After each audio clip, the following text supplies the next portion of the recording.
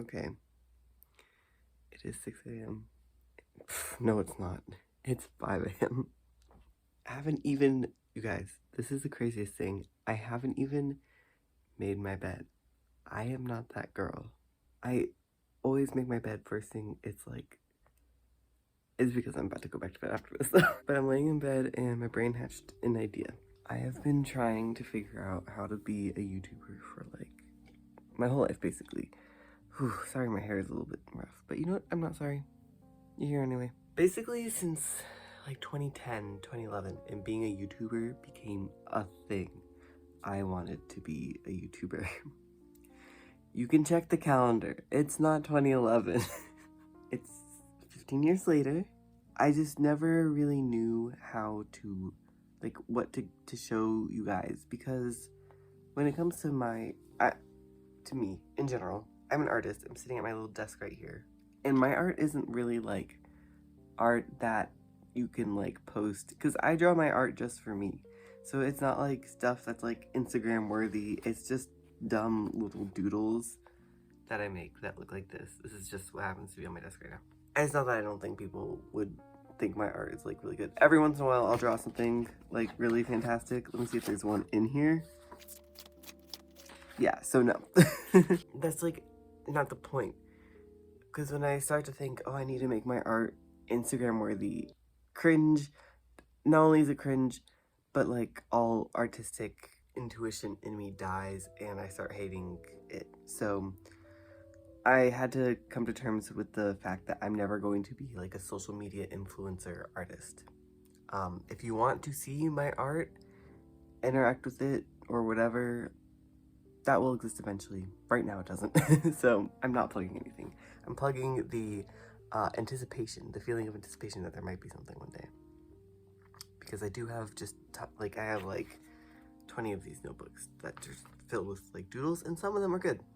And like a lot of it is worth sharing, to be honest. That's not the point of this video. The point of this video is probably in the title, which is what just got me out of bed at 5 a.m. Which is that I want to just start talking about philosophy, because it's pretty much all I live, breathe, eat, and know. But I don't think there's a point to it if it's not in conversation. A lot of the content that I don't want to do on YouTube, or that I'm about to say, like, I don't feel inspired by, is content that I watch. But I can't do it. I just can't do it.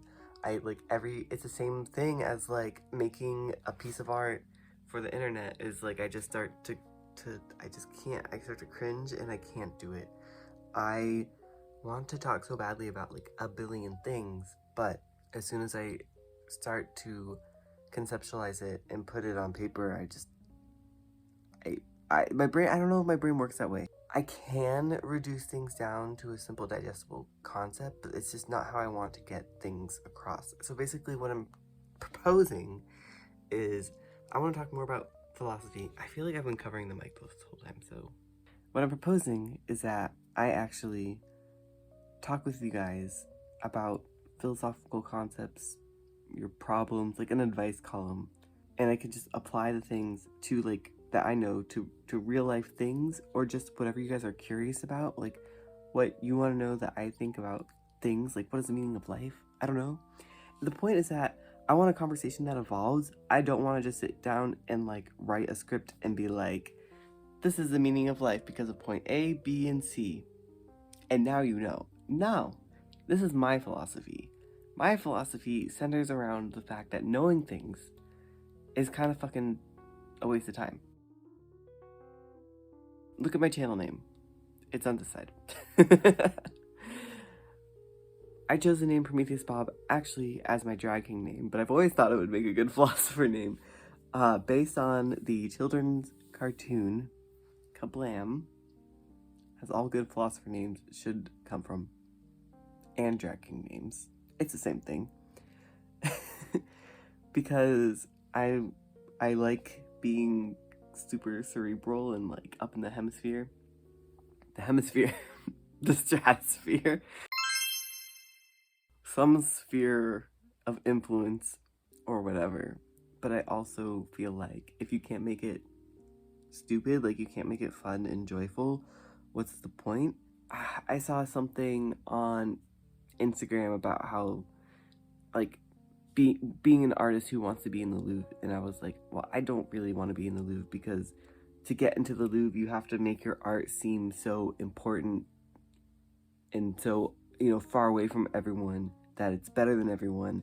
And I want, like, the complete opposite of that. I want people to be able to, like, enjoy the stuff I make, like drinking a cup of coffee. Like, you come in, you might not show up every single day to the coffee shop, but every once in a while you come and you enjoy a cup of coffee, and you can always come and enjoy a cup of coffee, because I don't know, wherever this metaphor goes, I want it to be like, that hole in the wall spot that everyone knows about and loves, but not the trendy Instagram place that has a line for 2 hours and you take a picture of it and then it tastes like crap.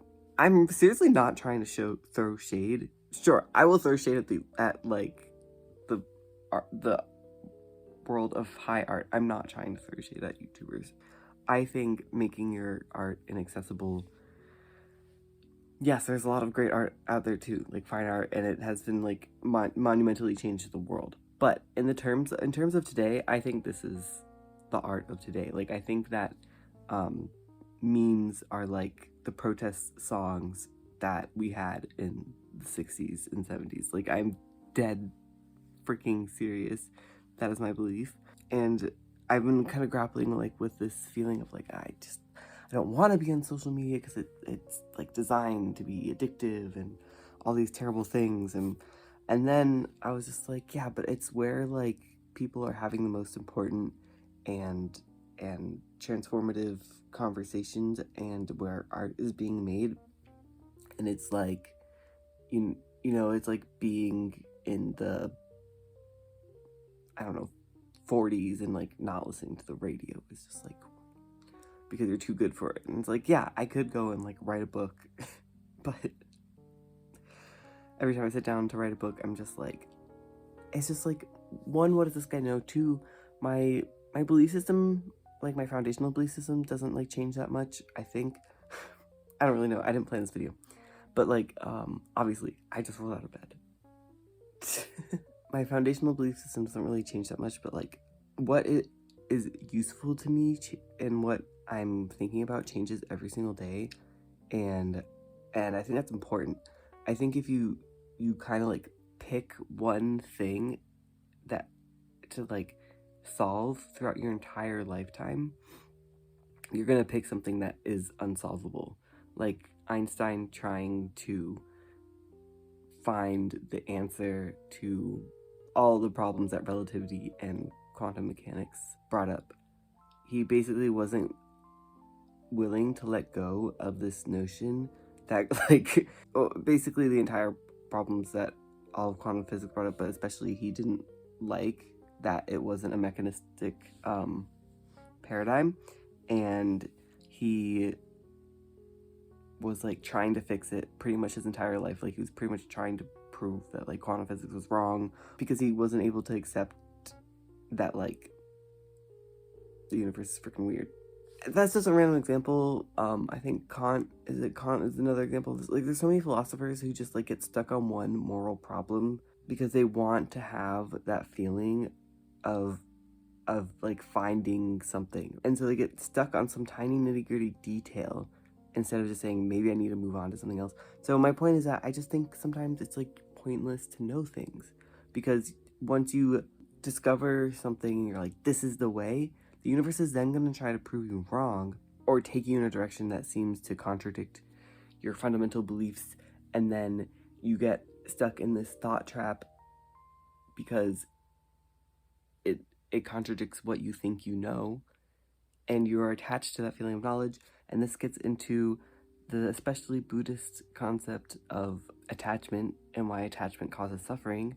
It's not attachment like I have to like, throw out all of my art because I'm too attached to it because it exists, but more so the fact that like I shouldn't attach myself to the idea that I am an artist just because I make stupid doodles. Like, even this doodle says it doesn't mean anything.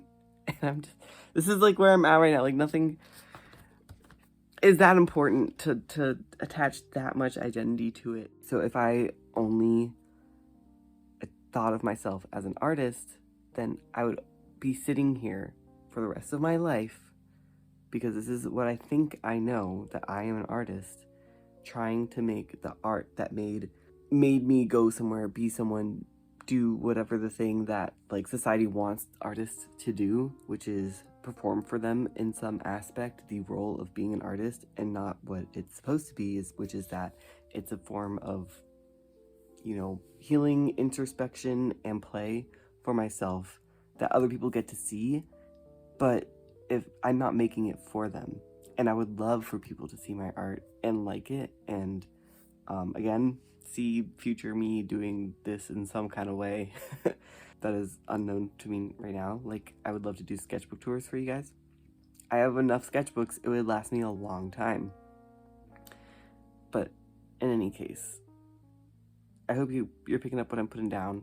I think that philosophy, as this old man in a white tower making his life's work trying to solve this unsolvable problem, will only make you miserable. I would rather be someone who lives in step with other people and like shares and talks about and converses about the things that I think, if it might help you, and we don't have to attach to any of it. I could do 2 videos on the same concept and have them be directly contradict each other, because life is full of contradictions, and no one has to take it as like something that is so like infallible and unchangeably true, because that doesn't exist. And that's my philosophy, and that's what it serves the purpose of this video, and it only has to be that. And I think getting to experience things more just as they are, and experience truth as something that is kind of this thing that we co-create, or like something that can contradict itself. I don't know, that's something that I'm kind of into and want to share with the world, and I think that's my time, that's my concept. If you're like, what the heck is this guy saying, that's fine, bye. not bye as in bye forever, but just like, thank you for watching this whole video, even though you're like, what the fuck. Thank you. You don't have to watch another one. If you are like, yeah, this is weird and interesting, and I want to see where this goes, just tell me your thoughts. I want this to be a conversation. I think YouTube should be a conversation. I never want to be the guy who's sitting and making a presentation and then like giving it to you. Like, I think this should be back and forth. So tell me your thoughts, and then I'll reply to them in the next video. And this can just be our ongoing thing. I'll put the comments that I reply to in the video too, so people can follow along. But I think this would be cool if it was like, yeah, a conversation.